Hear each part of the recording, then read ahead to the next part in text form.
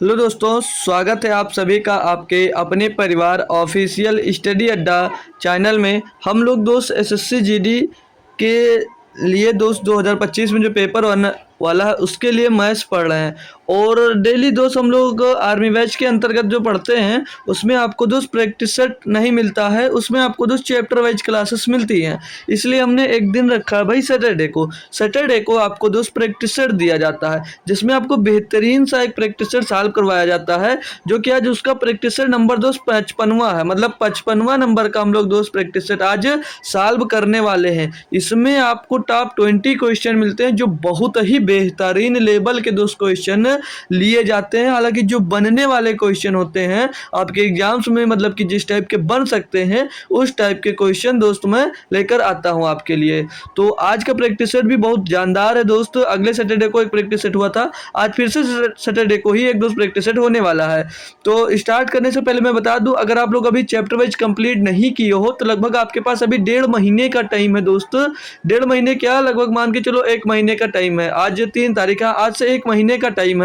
तो इस 1 महीने में चाहो तो दोस्त आप लोग चैप्टर वाइज एक दिन में 2-3 क्लास कर कवर कर सकते हो। और अगर आपका चैप्टर कंप्लीट है, जैसे चैप्टर वाइज कर पा रहे हो, तो अभी आप क्लास करोगे। जिस चैप्टर में दिक्कत आ रही है तो उस चैप्टर की तैयारी करो आप, ठीक है। बाकी आप मेरे साथ जुड़ सकते हो, मैं डेली बेहतरीन क्वेश्चन लाके आपको प्रैक्टिस दोस्त करवा रहा हूँ, ठीक है। तो कोशिश ये कर रहा हूँ कि आपकी क्लास भी दोस्त मैं जनवरी में ही ख़त्म कर दूँ। फरवरी से स्टार्ट होगा, 4 फरवरी से पेपर है आपका। तो मैं दिन में उस समय जैसे 20 क्वेश्चन का प्रैक्टिस सेट इस टाइम करवा रहा हूँ, तो उस टाइम 30-35 क्वेश्चन के प्रैक्टिस सेट में करवा दिया करूँगा, ठीक है। तो उससे आप लोग बेफिक्र रहिएगा। तो आज हम लोग दोस्त स्टार्ट करेंगे, और ये डेली क्लास आपकी प्रैक्टिस सेट हो चाहे दोस्त चैप्टर वाइज क्लास हो, ये डेली शाम को 7 बजे ही कराई जाती है। तो जो लोग जुड़ गए हो मेरे दोस्त, वो लोग क्लास को शेयर और लाइक कर दीजिएगा। मैं स्टार्ट करता हूं क्लास को तुरंत, ठीक है भाई। बहुत बेहतरीन तरीके से क्लास करने वाले हैं। तो आज के क्वेश्चन देखोगे भाई, खुद ब खुद आपको दोस्त मजा आ जाएगा कि किस लेवल के क्वेश्चन दोस्त मैं करवाता हूं। तो ये जो क्वेश्चन है 21 नंबर, ये अगले सैटरडे को मैंने एक होमवर्क में ये क्वेश्चन दिया था, ठीक है, कि आप लोगों को आंसर देना है। तो जो बच्चे आंसर दिए या नहीं दिए याद भी नहीं है दोस्त हमको। तो चलिए आज इस होमवर्क को मैं सॉल्व करवाऊंगा पहले। तो ये क्वेश्चन दोस्त रेशियो का है। ये क्वेश्चन में करने के लिए इतनी बेहतरीन तरीका बताया था भैया कि पूछो ना। अब आपको देखो यहाँ पे दिया, यदि 2p बराबर 3q बराबर 4 r बराबर 5s है तो pq/rs का अनुपात ज्ञात करें। P अनुपात Q अनुपात RS का अनुपात ज्ञात करना है। तो सिंपल सा मैंने एक तरीका इसका बताया था मेरे दोस्त। अब देखो यहाँ पर इनका जो 2PQRS लिखा हुआ है, इनको PQRS कैसे पता करोगे क्या है। तो मेरे दोस्त ये मैंने सिर्फ 2 ले लो। सिर्फ पहले हम लोग P और Q को लेकर अगर चलते हैं, PQ को, तो मेरे भाई यहाँ पर लिखा है 2P बराबर 3P 3Q। तो मैंने कैसे बताया था इनको पहचानना कि कौन सा किसके बराबर होगा। तो मैंने कहा था कि जो P है वो किसके बराबर में 3, और जो Q है किसके बराबर में भैया 2 के। तो यानी कि P बराबर जो है भैया 3 है, और Q बराबर मेरे दोस्त क्या है, Q बराबर है भैया 2। तो यानी कि ये जो PQ का जो अनुपात होगा, वो PQ का अनुपात यहाँ से क्या मिल रहा है भैया 3:2। यानी कि जो PQ का अनुपात आना चाहिए वो 3:2 के रेशियो में आना चाहिए।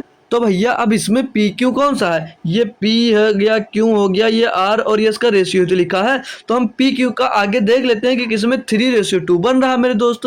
तो ऑप्शन से ही चेक कर लेंगे इसको।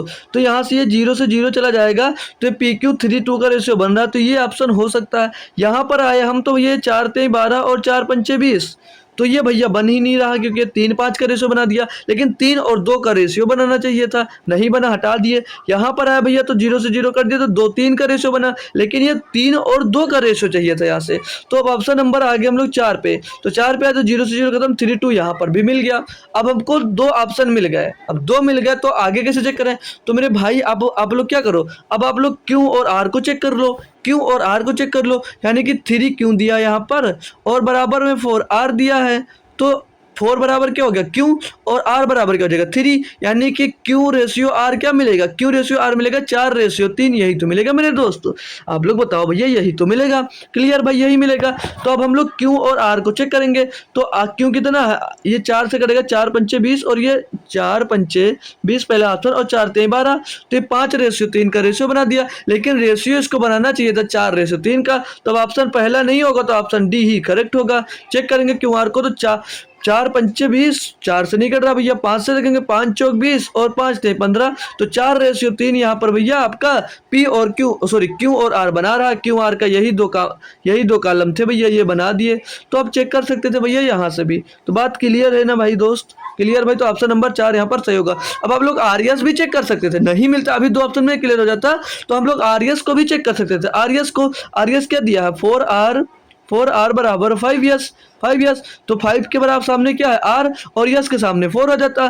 तो r और यस का रेशियो क्या मिलता है, यहाँ से r और यस का रेशियो मिल जाता भैया 5:4, 5:4 मिल जाता r और यस का। अब 5:4 चेक करेंगे भैया, तो इसी पे चेक कर लो यहाँ पर। तो 3 बचे, यहीं पर चेक करेंगे भैया, तो 3 बचे 15 और 3 चौक 12 भैया, आरएस का रेशो 5 और 4 मिल गया ऑप्शन नंबर डी में। तो ऑप्शन नंबर डी आपका सही जवाब हो जाता है भाई। तो सभी लोगों को होप करूंगा भैया क्वेश्चन जो होमवर्क का था बेहतरीन तरीके से समझ में आ गया है, कोई दिक्कत कोई परेशानी नहीं होगी दोस्तों, ठीक है भाई। तो जितने लोग जुड़े हो वो हर एक मेथड दूसरा मेथड जानते हो, अच्छी बात है भाई, ठीक है। तो जो मेथड आपको अच्छा लगे उससे आप लोग कर सकते हो, और जो मुझको अच्छा लगता है मैं उससे मैं सॉल्व करवाता हूँ भाई। अब ये पहला क्वेश्चन दिया आज के प्रैक्टिस सेट का, दिया कि निम्न में से कौन सी भिन्न सबसे बड़ी है। अब इनमें से सबसे बड़ी भिन्न आपको पहचान कर लिखना है। ये 4 भिन्न दिए गई हैं भैया, कैसे पता करोगे, तो इसके भी बहुत सारे तरीके हैं, इसके भी बहुत सारे तरीके हैं। अगर मैं पहले तरीके की बात करूं भैया, तो सिंपल सा इसमें आप लोग सभी के पीछे डबल जीरो लगा दो, सभी के पीछे डबल जीरो लगा दो, सभी के पीछे डबल जीरो लगा दो, और जो नीचे संख्या दी गई उससे डिवाइड कर दो, और जितना इसमें लगभग डिवाइड करो, पूरे यहाँ मत डिवाइड करो, नियरेस्ट उसके जो है कर लो, पॉइंट में मत जाओ। अब 9 से इसको डिवाइड करेंगे तो 9 सत्ते 63, 9 सत्ते 63 होगा ना भैया, 7/9, हाँ 9 सत्ते 63, यहाँ पर कितना बचा 7, फिर से 70, 9 सत्ते 63, ये लगभग 77 आ गया। अब इसको चेक करेंगे 600/7 को, तो 7 तो 8 56, और बचेगा 4 हो जाएगा 40, तो 7 5 35, 7 6 बयालीस, लगभग 86 के लगभग आ जाएगा, इसको मान सकते हैं ना। तो 8.56 के 5 8 ऐसे टर्म में कुछ आता, तो हम लोग 86 को मान लेते हैं। अब 25 से 2200 को डिवाइड करेंगे, तो 25 8 200 बचा कितना 20 हो गया, 225 8 200, यहाँ से 88 मिल गया भैया। 13 से इसको डिवाइड करेंगे तो 13 8 104, बचेगा 6 हो जाएगा 60, है ना भाई, 6 बचेगा हो जाएगा 60, तो 13 चौक को 52, ये 84 के टर्म में आएगा। भाई सबसे बड़ी भिन्न बोलिए तो सबसे बड़ी भिन्न यही आ रही है, यहाँ पर 88 मिल रहा तो 88 होगा, यानी कि 22/25 सबसे बड़ी भिन्न है। तो ऑप्शन नंबर यहाँ पर भैया सी आपका सही जवाब हो जाता है, और कुछ भी था ही नहीं भाई। ये हुआ पहला तरीका। दूसरा तरीका, इसको क्रॉस गुणा कर भी चेक कर सकते हैं। कैसे गुणा किया जाता है मेरे दोस्त, इसका इससे गुणा करते हैं, इसका इससे गुणा करते हैं, तो ये भैया 7 7 49 हो जाएगा, और ये 7 7 49 और 9 6 54। अब इसमें से जो बड़ा होगा उसको आगे गुणा कराएंगे, और जो छोटा होगा भैया छोटा तो इसको हटा देंगे, ये बड़ा था इसका आगे गुणा करा देते हैं, फिर से क्रॉस मल्टीप्लाई कराएंगे, तो 25 छक्का 150 हो जाएगा भैया, और 22 सत्ते 7 दूनी 14 का 4 ऐसे लाएगा, 1 7 दूनी 14 और 1 15 154। तो ये भैया छोटा हो गया, इसको हटा देंगे, इसको हटाकर भैया इसका गुणा करा देंगे, तो इसका गुणा कराएंगे, तो यहाँ से 154 हटा देते हैं हम, ठीक। अब इनका गुणा करा देंगे, तो 13 दूना 26 के 6, 13 दूनी 26, 26 का 6 सिला जाएगा 2, तो 26 26 के 6 सिला 2, तो 26 और 2 28, 286 मिल जाएगा। यहाँ पर भैया 286 मिल जाएगा। 25 के रही कितना होगा 275 हो जाएगा भैया। तो सबसे बड़ा कौन सा है, यही वाला आया, तो यही वाला हो जाएगा आंसर, यही वाला इसका सही जवाब दोस्त हो जाएगा। अब आपको कोई भी किसी भी प्रकार की दिक्कत हो तो बता सकते हो भैया, बहुत सारे मेथड हैं जो आपको आए मेरे दोस्त, वो अच्छी तरीके से आप लोग कर सकते हो, ठीक है भाई। तो अगला क्वेश्चन दिया मेरे दोस्त आपको कि एक बैंक में जमा राशि 6% ब्याज दिया जाता है, मतलब फिर से पढ़ेंगे भाई, दिया है कि एक बैंक में जमा राशि पर 6% ब्याज दिया जाता है, बैंक में फिर शेयर बाजार में पैसा निवेश करता है और प्रत्येक 3 लाख पर 30,000 रुपये अर्जित करता है। यदि बैंक में कुल जमा राशि 60 लाख रुपए है तो बैंक के अंत में कितना लाभ अर्जित किया। आप लोग जैसे अपना पैसा जो होता है वो बैंक में जमा करते हो तो आपको एक निश्चित ब्याज दिया जाता है। यहाँ पर वो ब्याज आपको 6% दे रखा है, लेकिन बैंक आगे उस पैसे को शेयर मार्केट में इन्वेस्ट कर देता है। यानी कि जब वो शेयर मार्केट में इन्वेस्ट करता है तो उसको वहाँ से ज़्यादा प्रॉफिट होता है और वो आपको सिर्फ 6% देता है।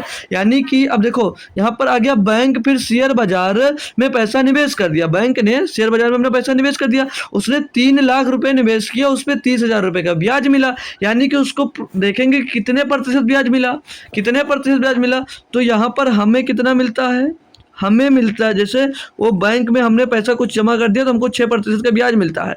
तो आप चेक करेंगे कि बैंक को शेयर मार्केट से कितना पैसा मिला, बैंक को शेयर मार्केट से कितना पैसा मिला। तो यहाँ से चेक कर सकते हो उसको ब्याज कितना मिलता है भैया, 30,000 ब्याज मिलता है, 30,000। ये तो पता ही भैया ब्याज कैसे निकाला जाता है, ये तो पता है ना भैया ब्याज कैसे निकाला जाता है। जितना ब्याज मिला उसको ऊपर लिखेंगे, बटे में टोटल अपना अमाउंट लिखते हैं जितना होता है। 3 लाख उसने इन्वेस्ट किया था, कितना, 3 लाख इन्वेस्ट किया था, और गुणे में कर देंगे 100 भैया, तो हमारा प्रतिशत निकल आएगा कि कितना प्रतिशत हमको प्रॉफिट हुआ है। तो काटेंगे 1 0 2 0 3 0 4 0 5 0, तो 1 0 2 0 3 0 4 0 5 0 कट गया, 30/3 यानी 3 दहम्मा 30। अब बैंक को कितना वहां से प्रॉफिट मिला भैया शेयर मार्केट से, 10%। अब लेकिन ये जो 10% प्रॉफिट मिला ये कुल बैंक अपने पास तो रखेगा नहीं, वो 6% आपको दे देता है। अब वो 6% अगर आपको दे देता है तो बैंक वाले को कितना प्रॉफिट हो रहा है, लेकिन बैंक वाले को यहाँ पर, बैंक वाले को अब मान के चलो सिर्फ और सिर्फ 4% का प्रॉफिट हो रहा है। कितने का, 4% का, यानी कि 4% का प्रॉफिट सिर्फ और सिर्फ बैंक वाले को होगा। 10% उसने कमाया शेयर मार्केट से, लेकिन 6 आपको दे दिया तो उसका प्रॉफिट कितना हुआ, 4% का। क्लियर भाई। अब आप लड़ाई मत करने लग जाना कि आपको 10% प्रॉफिट मिलता है, हमको 6 क्यों देते हो, हमको 10 का 10 दो, तो ये नहीं करना भाई, नहीं तो कूटे जाओगे वहां पर। तो अब इस आगे दिया है कि 60 लाख रुपए, मतलब जब बैंक में कुल जमा राशि 60 लाख रुपए है, तो बैंक अंत में कितना लाभ अर्जित करेगा, यही बोला है ना भैया, यही तो बोला है। तो 60 लाख रुपया जमा है, कितना, 60 लाख रुपए, 6 जीरो लगा दो भैया 6 के पीछे, ये हो जाएगा आपका 60 लाख रुपये। लेकिन अब यहाँ पर इसका पूछा था कितना ब्याज मिलेगा, तो मेरे दोस्त आप लोग 10% मत निकाल लेना। क्यों, क्योंकि इसमें सिर्फ पूछा है कि तो बैंक अंत में कितना लाभ अर्जित करता है, सिर्फ सिर्फ बैंक अंत में, मतलब सब कुछ आपको ब्याज देने के बाद उसको कितना ब्याज मिलता है, तो उसको सिर्फ 4% मिलता है। तो 60 लाख का 4% ब्याज ही इसको दोस्त मिलेगा। ठीक है, तो अब याद करना, गलती मत करना। तो 1 0 2 0 1 0 2 0 कैंसिल, और 6 चौके 24, पीछे 4 जीरो आ जाएगा, इसके पीछे 4 जीरो आ जाएगा दोस्त। तो 2,40,000 रुपए बैंक अंत में कमा लेता है, बिना कुछ इन्वेस्ट किए, अपना पैसा नहीं लगाया, आपके पैसे से उसने 2,40,000 रुपया कमा लिया। देख रहे हो भैया कितना होशियार है बैंक वाला, कितना होशियार है बैंक वाला। देखो भाई, ठीक है, तो अब लड़ाई मत करना जाके कि हमारा इतना पैसा जमा। चलो अगला नंबर है क्वेश्चन मेरे दोस्त 3, पढ़िएगा, करने की कोशिश करिएगा। ठीक है, बेहतरीन क्वेश्चन है और बहुत ही हलवा, जिसको बोलते हैं ना, हलवा क्वेश्चन आ गया। तो इसी तरह से ये हलवा क्वेश्चन है और आप लोग कितने बेहतरीन से भी मैं बताऊंगा कि आपको मज़ा आ जाएगा, आपको मज़ा आने वाला है ज़रूर दोस्त।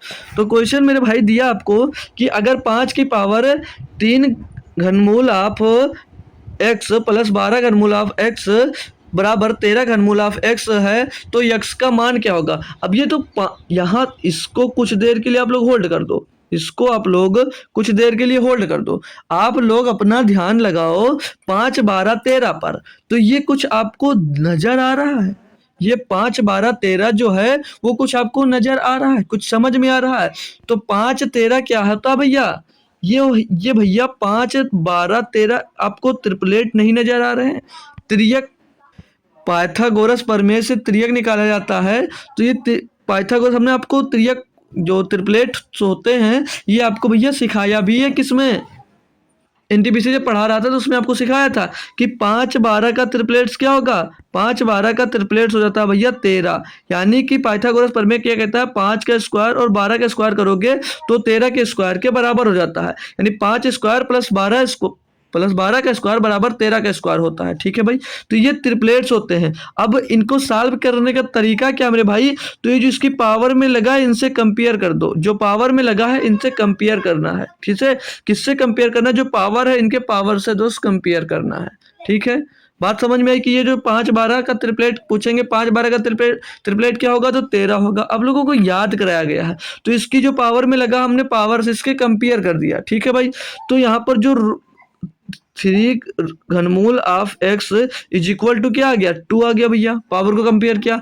अब भैया हम इसको सॉल्व करें तो यहाँ पर x का मान पूछा है, तो यहाँ पर ये जो घनमूल 3 लिखा हुआ है, तो दोनों तरफ अगर हम घन कर दें इनका, दोनों तरफ इनका घन कर देंगे भैया, बोथ साइड क्यूब, मतलब क्यूब कर दें, तो क्या हो जाएगा, इधर इस साइड x हो जाएगा और इधर 2 की पावर में 3 चढ़ जाएगा, तो x का मान क्या आ जाएगा भैया, x का मान 8 आ जाएगा, x का मान 8 आ जाएगा, तो ऑप्शन नंबर बी सही होगा।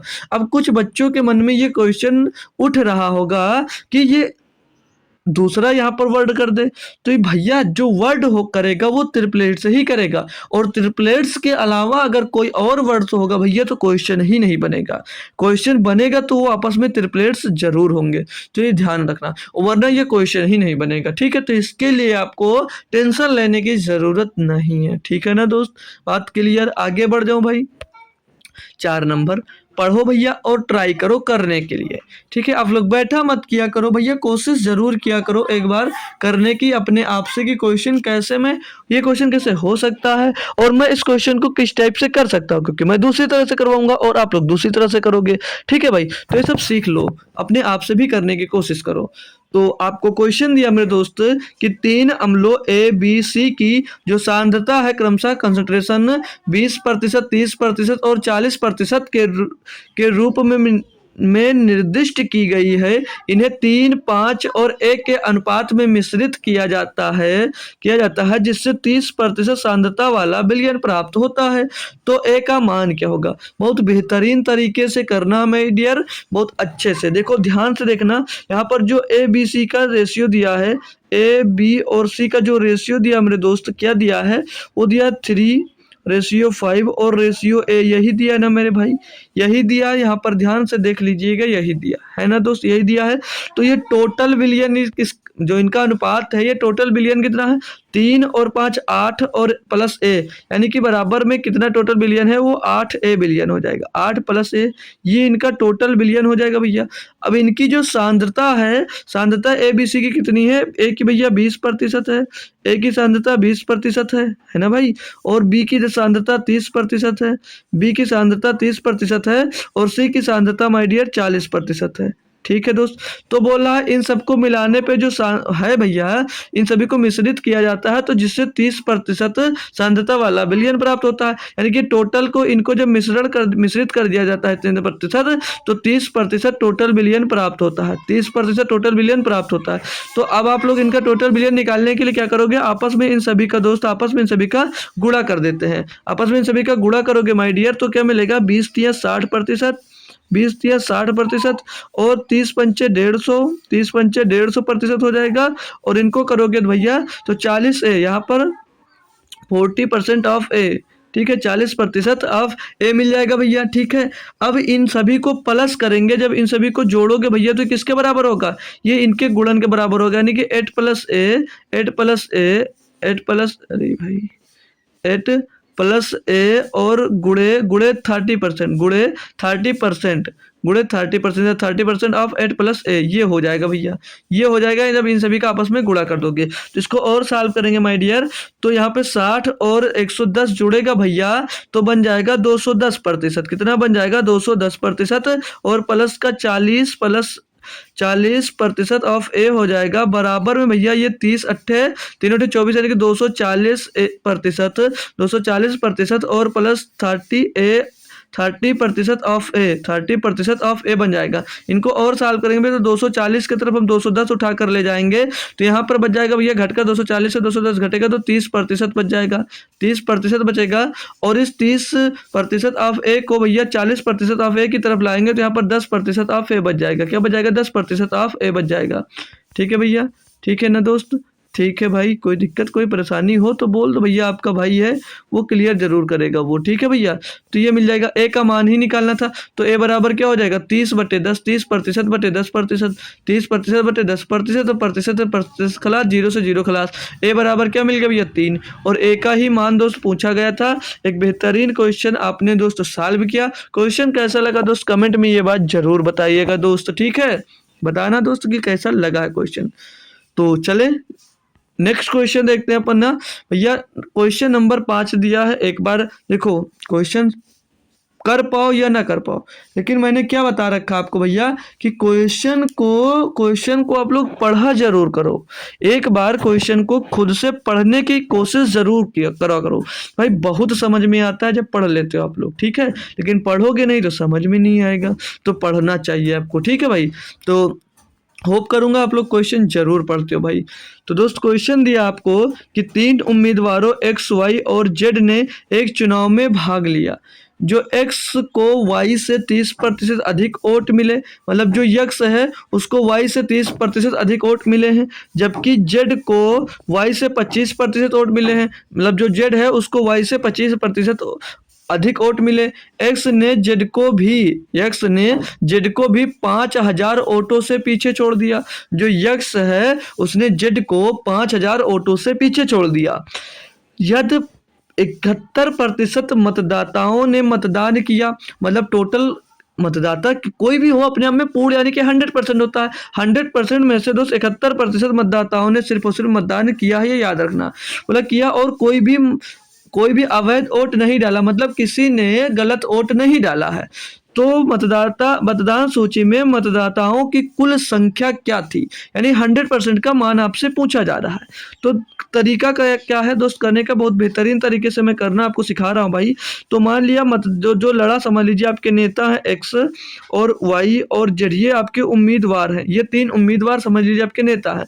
तो ये सबको वाई से ही कंपेयर कर रहा है। यहाँ पर एक्स को वाई से, यहाँ पर जेड को वाई से। तो हम वाई को सीधे सीधे अगर 100 मान लेते हैं, वाई को हम 100 मान लेते हैं, यानी कि वाई को 100 वोट मिला, तो जो यक्स है उसको कितना प्रतिशत, वाई यक्स को वाई से 30% अधिक वोट मिले, यानी कि इसको 130% वोट मिला होगा, है ना डियर।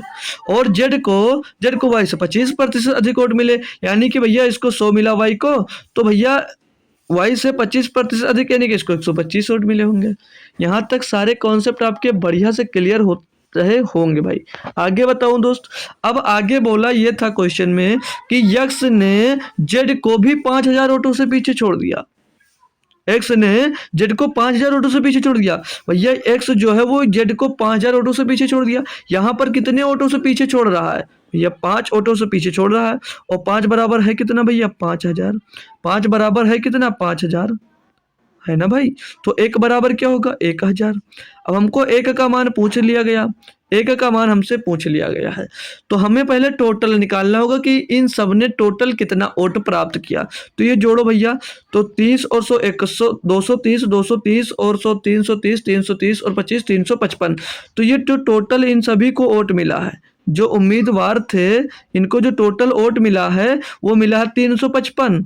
अब ये जो 355 वोट मिला है किसके बराबर, ये है किसके बराबर, तो इसको बाद में निकालेंगे। अब ये मतदान टोटल 355 हुआ, एक बराबर 1,000, तो 355 बराबर क्या होगा, 355 बराबर यानी कि टोटल यहाँ से निकालेंगे तो 355 गुणे 1,000, तो पीछे 3 जीरो लगा दो, 3 जीरो लगा दो, तो 3,55,000 वोट पड़े। लेकिन क्या 3,55,000 आपका आंसर होगा, नहीं डियर, ये आंसर नहीं होगा। ये आंसर क्यों नहीं होगा, क्योंकि भैया उसने कह रखा है कि यदि 71% मतदाताओं ने मतदान किया, मतलब ये जो वैल्यू निकल कर आई है 71% का निकल कर आई। क्यों, क्योंकि जो टोटल मतदाता है भैया ये 71% ही है, यानी कि यहाँ पर सिर्फ और सिर्फ मतदान कितना हुआ है, मतदान हुआ है 71% का। तो लेकिन आपको टोटल पूछा है कि तो मतदान सूची में मतदाताओं की कुल संख्या कितनी थी, तो 71% बराबर 355 पीछे 000 इतना हुआ, तो 100% का मान निकालना है। 100% का मान निकालना है, तो ये 71 से सीधे सीधे 5 बार जा रहा है, 71 से ये सीधे सीधे 5 बार जा रहा है, तो यहाँ पर 5 और पीछे 3 जीरो, 100% का मान निकालना है, तो पीछे 00 और लगा देंगे, तो 100% का मान कितना हो जाएगा भैया, 5 लाख। यानी कि मतदाता सूची में टोटल मतदाता कितने थे भैया, तो 5 लाख मतदाता थे। कितने थे, 5 लाख मतदाता थे। अब आप होप करूंगा दोस्त आप लोग समझ में आ गया होगा आप लोगों को क्वेश्चन भाई। क्लियर है ना माय डियर दोस्त फ्रेंड सभी लोग, तो कमेंट में बताइएगा क्वेश्चन क्लियर है तो आगे बढ़ता हूं मैं, ठीक है भाई। तो नेक्स्ट क्वेश्चन देखते हैं अपन लोग भाई। तो नेक्स्ट क्वेश्चन है 6 नंबर, पढ़ेंगे आप लोग एक बार जरूर, ठीक है भाई। कोशिश जरूर किया करो पढ़ने की भाई, कोशिश जरूर किया करो आप लोग पढ़ने की। तो हम हमारे पढ़ने से एक बार आप लोग जल्दी से पढ़ लिया करो, फिर हमारे साथ भी रिवीजन कर लिया करो, और अगर आपके पढ़ने से समझ में आ गया तो क्वेश्चन सॉल्व करने पे लग जाया करो। तो चलिए क्वेश्चन देखने क्या दिया है कि 6,000 रुपये 20% वार्षिक चक्रवृद्धि ब्याज अर्धवार्षिक रूप से संयोजित, मतलब ब्याज तो चक्रवृद्धि 20% जो है ये वार्षिक ब्याज लगती है, लेकिन जो ब्याज है वो अर्धवार्षिक रूप से संयोजित की जाती है, यानी कि ब्याज अर्धवार्षिक रूप से छमाही रूप से दोस्तों ली जाती है। आगे बोला है कि दर से उधार दिया जाता है तो 18 माह का चक्रवृद्धि ब्याज क्या होगा। बहुत बेहतरीन तरीके से करेंगे माय डियर। तो आर क्या होता है, रेट क्या रखा भैया, रेट इनका क्या दिया है, जो इनका रेट है भैया, रेट क्वेश्चन में दिया है 20%। रेट कितना भैया, 20%। जो रेट दे रखा क्वेश्चन में वो 20% है या नहीं है। क्वेश्चन में जो इनका रेट है वो 20%, लेकिन एनुअली यानी कि वार्षिक है, 20% वार्षिक ब्याज है भैया, लेकिन यहाँ पर अर्धवार्षिक यानी कि हाफ ईयरली। तो इनकी हाफ ईयरली रेट क्या होगी, हाफ ईयरली रेट इनका क्या हो जाएगा भैया, हाफ ईयरली जब रेट निकालोगे दोस्त तो क्या हो जाएगा, हाफ ईयरली रेट हो जाएगा 20/2। क्यों 2 से क्यों डिवाइड किया मेरे दोस्त, एक ईयर में कितने हाफ ईयर बनेंगे, 2 ही तो बनेंगे। एक ईयर में कितने हाफ ईयर बनेंगे, 2। तो 2 से डिवाइड करेंगे, 2 दामा 20, यानी कि जो 10% आया ये क्या आया, हाफ ईयरली रेट आ गया, यानी कि हाफ अर्धवार्षिक दर मिल गया। यानी कि जब अर्धवार्षिक आपका ब्याज संयोजित होगा तो 10% की दर से होगा। यहाँ पर कितने महीने दिए थे, 18 महीने, 18 महीने दिए गए थे। तो 18 महीने जो दिए मेरे दोस्त, 18 महीने, तो 18 महीने में भैया ब्याज कितना मिलेगा, अगर 10% की दर है तो 3 छमाही बनेंगे, 18 महीने में 3 छमाही, यानी कि 3 बार ब्याज मिलेगा आपको। कितनी बार ब्याज मिलेगा, 3 बार ब्याज मिलेगा। और जो 3 बार ब्याज मिलेगा भैया तो 10% की दर है, अगर 3 बार सीआई मिलता है, ब्याज मिलता है, तो कितना हो जाएगा, 3 टाइम का सीआई कितना हो जाता है 10% की दर से भैया, 33.1% ब्याज मिलता है। कितना मिलता है, 33.1%। इसके लिए हमारा गोल्डन रूल भी होता है, गोल्डन रूल भी आप लोग लगा सकते हो भैया। तो इसको भी करने के भाई बहुत सारे ढेरों तरीके हैं, कैसे भी कर सकते हो। तो यहाँ से मैं सिंपल सा तरीका बता रहा हूँ जो सभी लोग आप लोग यूज कर सकते हो। यानी कि अब आपको तीनों छमाही यानी कि 18 महीने में जो टोटल ब्याज मिलेगा वो 33.1% मिलेगा। क्लियर ना दोस्त मेरे। तो रुपया कितना आप लोग इन्वेस्ट कर रहे हो भैया, यानी कि उधार कितना ले रहे हो, 6,000 रुपया। तो 6,000 का भैया 33.1% निकाल दो भैया, 6,000 का 33.1% निकाल दो, 6,000 का। तो 33.1% का निकालेंगे, बट्टे में 2 हो जाएगा 100। तो पॉइंट हटाएंगे भैया, 1 जीरो नीचे और बढ़ जाएगा। तो इसको अब करेंगे साल, तो 3 जीरो से 3 जीरो खलास, 6 का गुणा कर देते हैं, 6 का नम 6, 6 त्रिक 18, 18 का 8 सिलाया 1, और 6 त्रिक 18, 1 19 का 9 सिलाया भैया कितना, मुश्किल क्यों आएगा, पूरा पूरा लिख दो 1986। 1986 आपका आंसर हो जाएगा भैया। ऑप्शन नंबर डी यहाँ पर क्लियरली दोस्तों अब आपको समझ में आ रहा होगा, है ना भाई। एकदम से झकास वाला क्लियर माय डियर, सभी लोग बताएंगे, कोई भी किसी भी प्रकार की दोस्त दिक्कत आपको नहीं हुई होगी। ठीक है भाई, आगे बढ़ जाऊं मैं, नेक्स्ट क्वेश्चन देखता हूं भाई। चलो नेक्स्ट क्वेश्चन दिया 7 नंबर, एक बार जल्दी से सभी बच्चे जो लोग जुड़े हुए हो रीड कर लीजिए।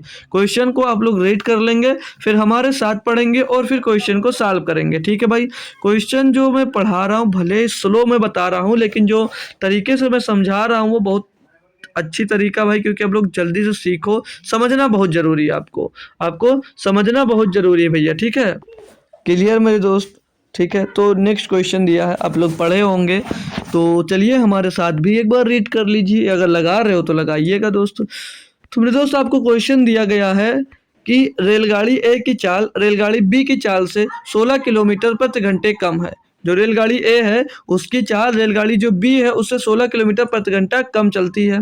रेलगाड़ी बी 384 किलोमीटर की दूरी तय करने के लिए ए की तुलना में 4 घंटे कम समय लेती है। ऑब्वियस सी बात है मेरे दोस्तों, जब बी गाड़ी तेज चल रही है तो ए से कम समय जरूर लेगी। ठीक है, रेलगाड़ी बी की चाल ज्ञात करना है, बहुत ही बेहतरीन तरीके से दोस्त करना है। यानी कि जो स्पीड की बात करूंगा मैं, स्पीड की बात करूंगा, जो इनकी स्पीड है भैया, स्पीड ऑफ बी क्या भैया, ग्रेटर देन स्पीड ऑफ ए से, मतलब स्पीड ए से भैया बी की चाल जो है भैया वो ज़्यादा है, ये क्वेश्चन में आपसे बता रखा है।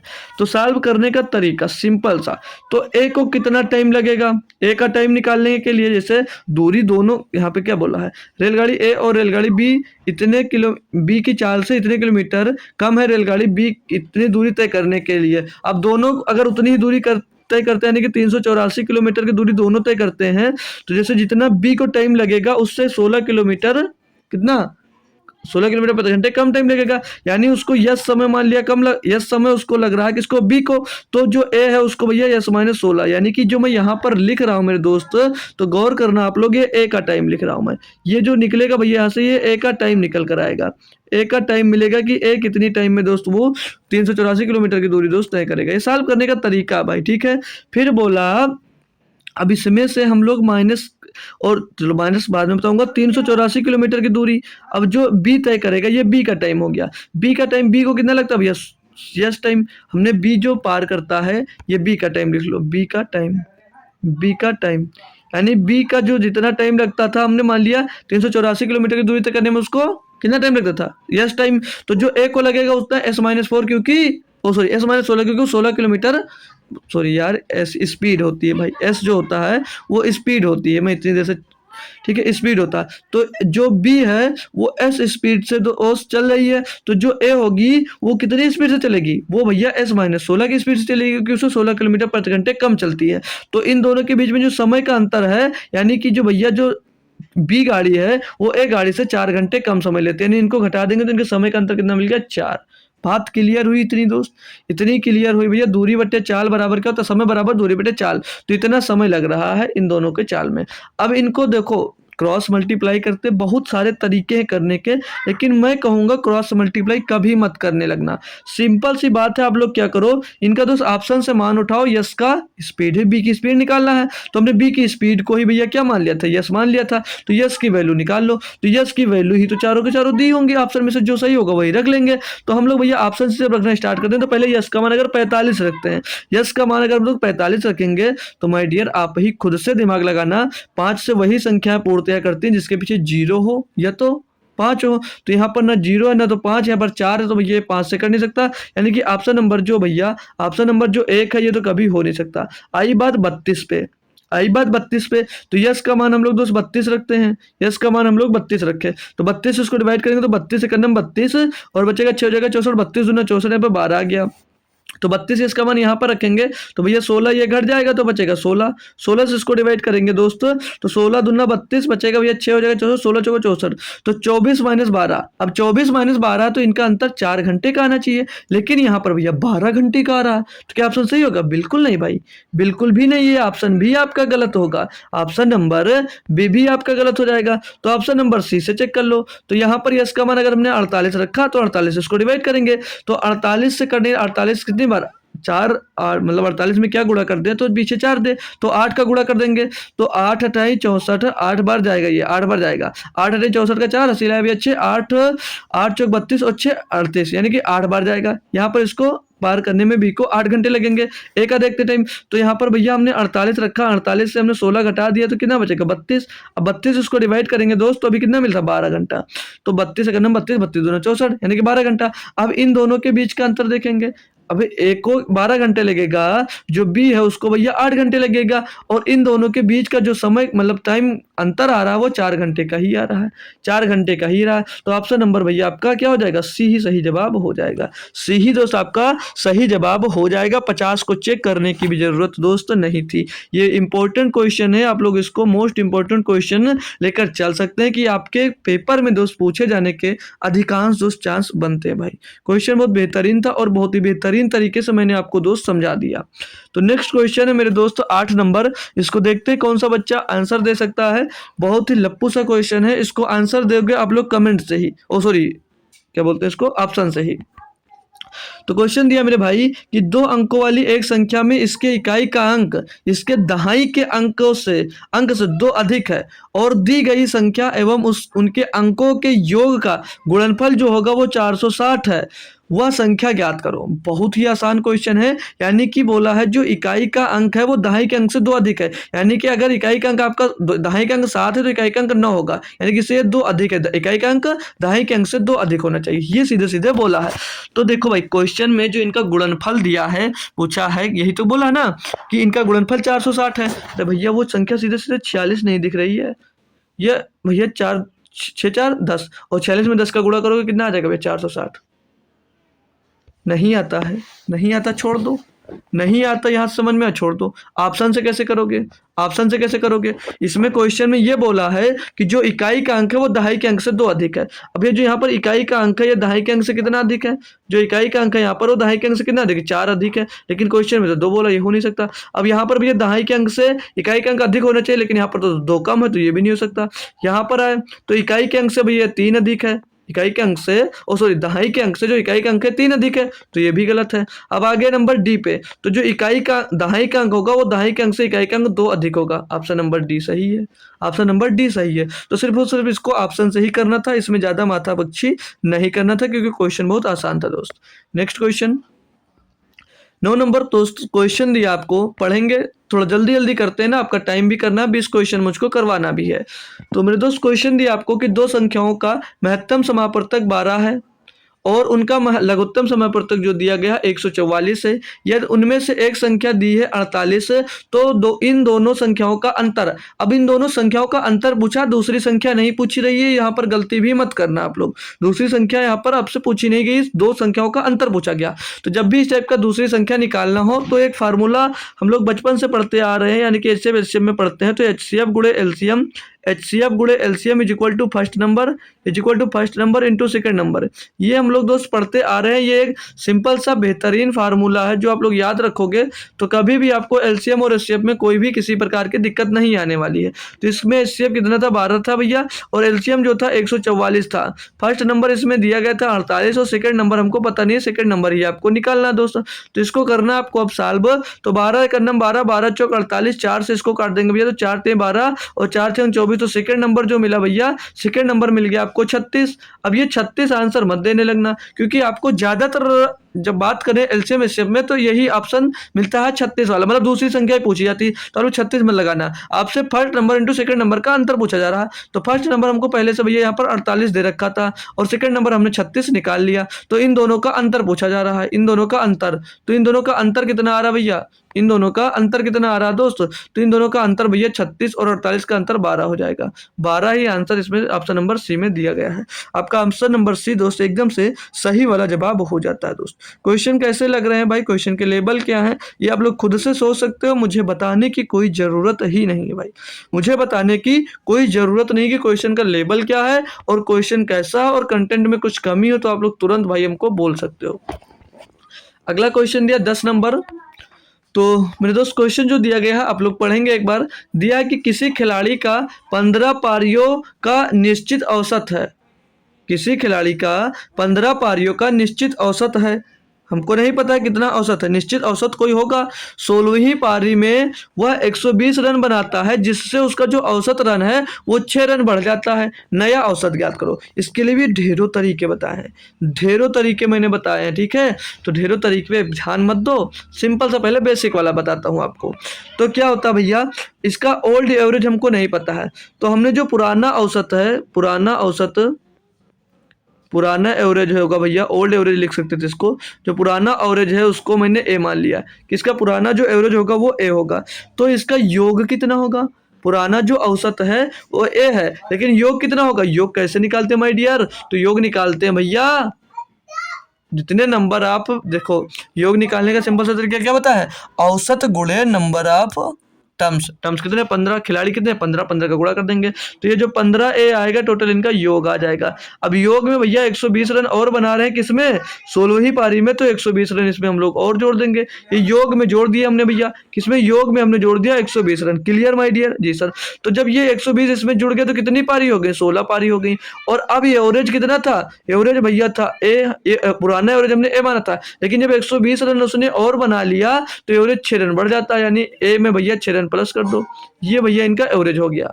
एवरेज में अब देखो यहाँ पर 120 जोड़ा तो 16 खिलाड़ियों का योग आ गया, यहाँ पर भी तो बराबर में भी तो योग होगा, तो ए जितना योग औसत रन बढ़ा उसको हमने जोड़ दिया और 16 से गुणा कर दिया, क्यों, क्योंकि 16 व्यक्ति हो गए, 16 खिलाड़ी हो गए भैया, तो अब इनको 16 पारी हो गए, खिलाड़ी नहीं 16 पारी हो गए, इनको सॉल्व करेंगे तो यहाँ पर ये 15 ए 15A प्लस का 120 हो जाएगा और 16A हो जाएगा यहाँ पर 16A प्लस का 16 छक्का 96 हो जाएगा।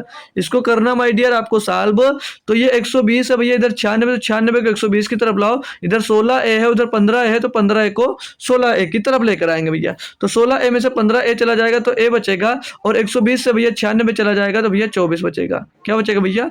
24 बचेगा। तो आप लोग जितने बच्चे 24 आंसर देने जा रहे हो तो गलत बात है, ये आंसर मत देना। अब ये ए का मान निकल रहा है, ये तो आपका पुराना औसत था ना माय डियर, ये जो था वो आपका पुराना औसत था, पुराना एवरेज था। अब न्यू एवरेज क्या होगा, नया औसत क्या होगा? नया एवरेज तो बताना है आपको, नया एवरेज बताना है। तो नया एवरेज क्या होता है भैया? नया एवरेज था क्या आपका A+6 यानी कि ए कितना 24 और 6 सभी का बढ़ जाता है तो 24 से 30 वर्ष।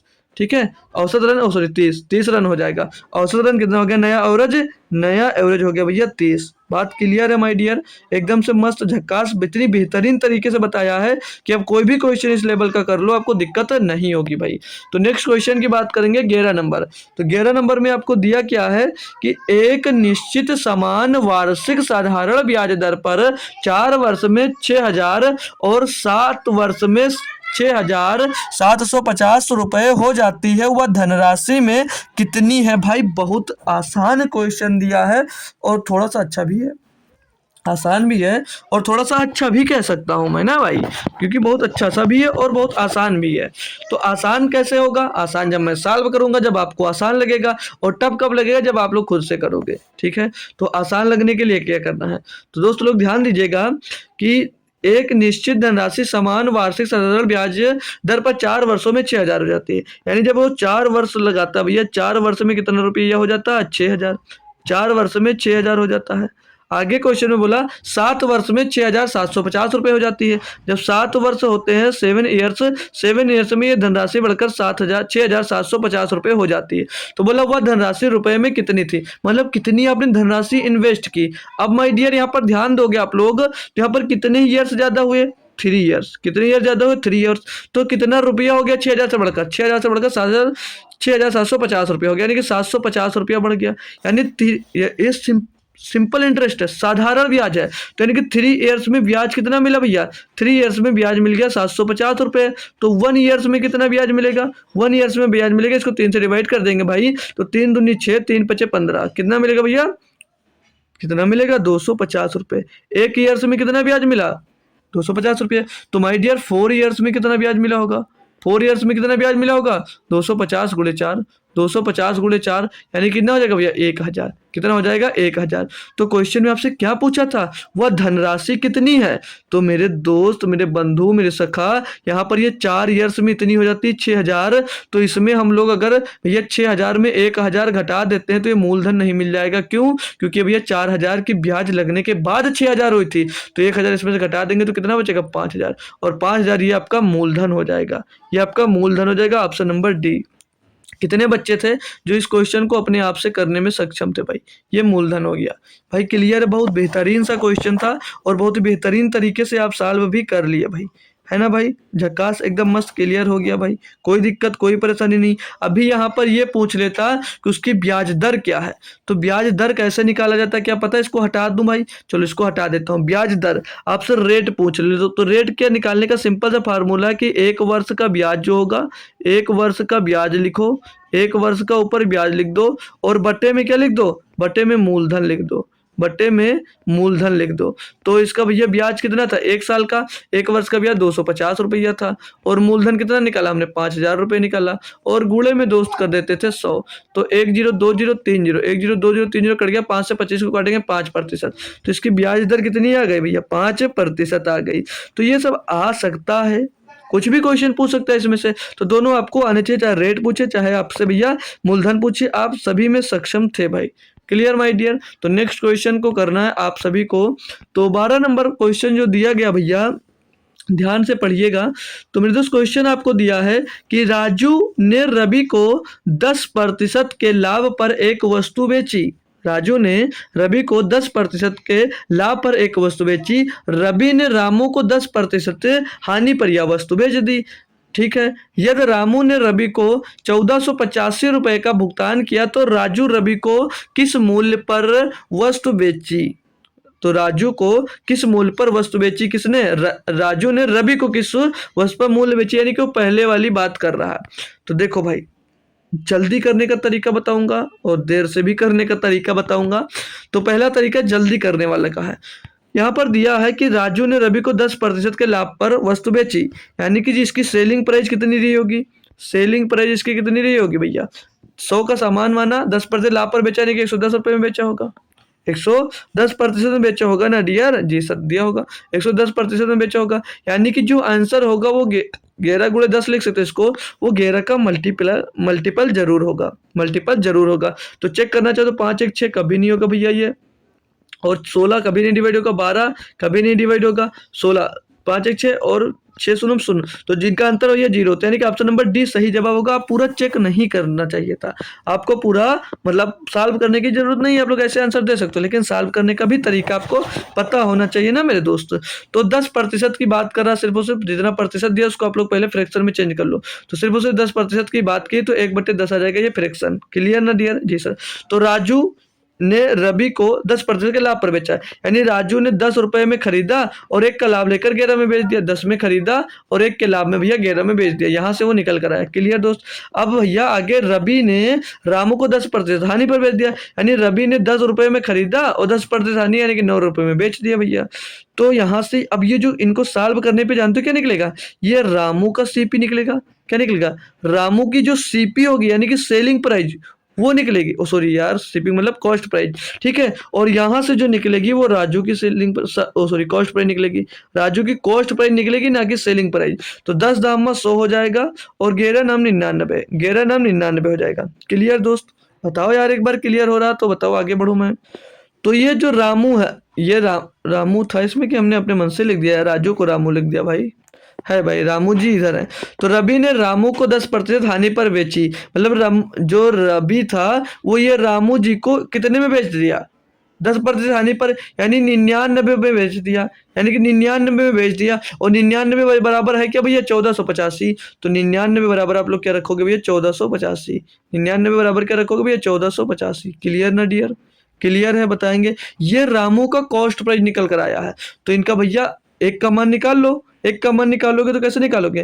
तो 11 से काटेंगे, 11 नाम 99, 11 से को काटेंगे, 11 का नाम 11, 11 33, क्यों 3 बचा 38, बचा 5 हो गया 55, 11 बचे 55, 9 से काटेंगे इसको भैया तो 9 एक का नाम 9, 9 बचे 45, तो ये 1 बराबर 15 मिल गया, 1 बराबर 15। तो जो राजू है, क्या क्वेश्चन में क्या है? रवि को किस मूल्य पर बेची? रवि को वस्तु किस मूल्य पर बेची, लेकिन यहाँ पर ये जो 100 आया ये क्या आया है? ये 100 भैया किसकी? राजू की कीमत होगी, राजू की कॉस्ट पे, मतलब कि राजू कितने में खरीदा होगा। तो 1 बराबर 15, तो 100 बराबर कितना हो जाएगा? 1500।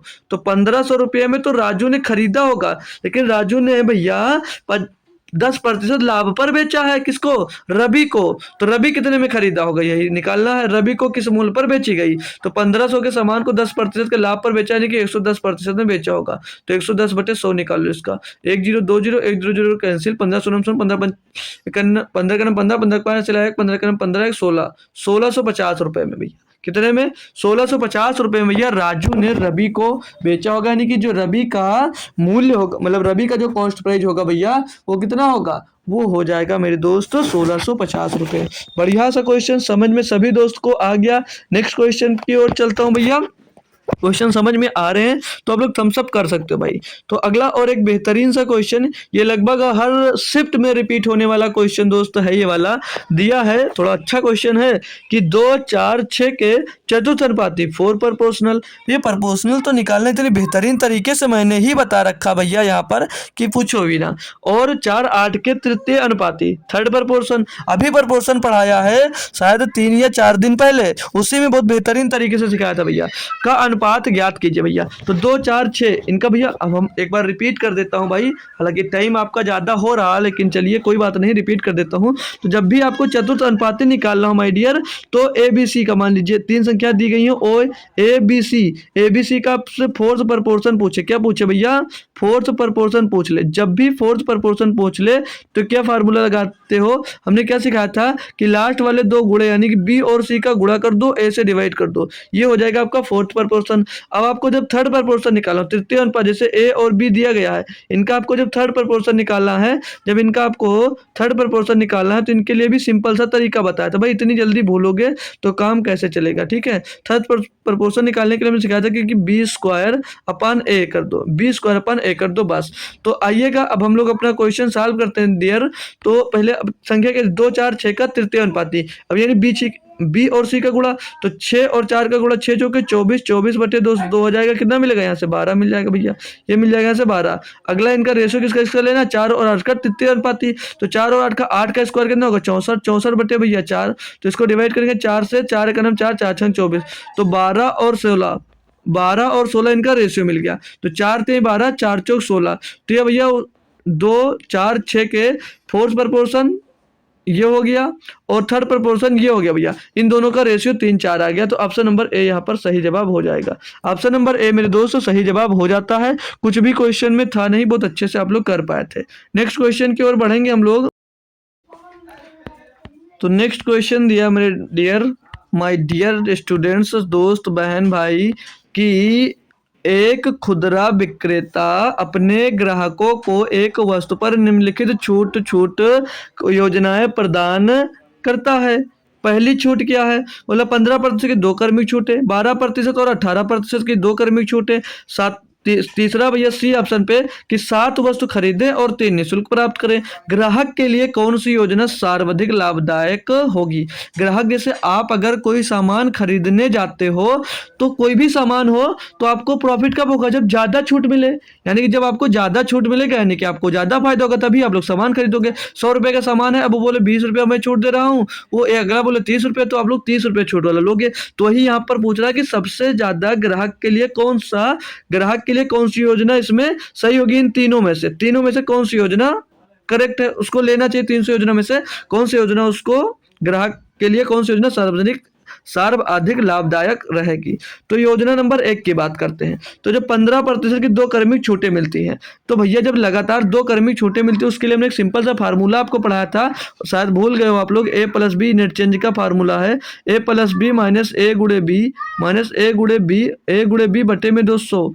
ये भैया नेट चेंज का फार्मूला हमने पढ़ाया था। अगर भूल गए हो भाई तो समझ लीजिए आपके लिए बहुत ही बड़ी गलत बात है भाई, ठीक है, बहुत गलत बात है, भूलना नहीं चाहिए। अब 15% की 2 क्रमिक छूटें, यानी ए का भी मान 15, बी का भी मान 15, और ए गुणे बी